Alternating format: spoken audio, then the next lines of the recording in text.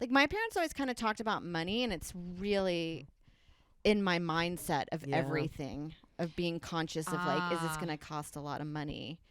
And how weird that is to put financial burden onto your children. Yeah. Well, that was one of the conversations I had with my husband too. I was like, you know, when people struggle with this lack mentality, which a lot of our parents did because that just, it was what they lived. You know, they lived this life of survival. Like, I don't blame my parents for the work and therapy I've done to understand them. Yeah. I just understand them in a different way now. And I go, yeah, of course, you were worried about survival. I have the luxury of thinking about my child's mental health. Yeah. I have the luxury of considering my child's feelings. You didn't have that because you were working 3 or 4 jobs to take care of kids, pay bills, do this. And so when I look back at it now, I go, yeah, because my husband has a little bit of that in him too. Yeah. I don't so much, but it's very surprising that I don't. But maybe that's because it was just a part of growing up that, you know, we were on food stamps for a while. We got donations from the church. Like, I didn't realize that wasn't an everybody thing until I got to a certain age. Isn't and I that was crazy? like, oh, not everybody's broke.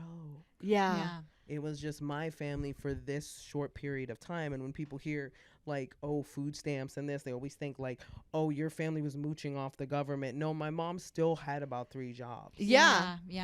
And we were still on food Did you stamps. grow up here in New York? Yeah. Yeah. I grew up in the South and one of the Bronx, most expensive cities to live in, my too. mom was cleaning houses. She sold Avon. She did everything. Like, my parents did everything. So, like, I never looked at it like that. I just thought that was part of the struggle. Yeah, that's what you do. Yeah. Like, you... Is everybody's struggle to survive? Hustling, yeah. Oh, just my family? Yeah. Okay, so sorry. I thought that was everybody's struggle thing.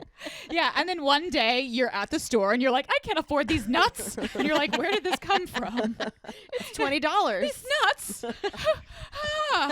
$13 for cashews, I think. Nuts, sir. Yeah, I know. I've definitely had moments like that where, you know, it's so, I'm doing a new therapy right now that's like a mindfulness where it's like you just becoming like mindful of, and I've never done this type of modality before. I've always done like talk therapy or like processing or like more cognitive behavioral, and this is really just noticing what's happening and just allowing it to be there and like welcoming it, you know.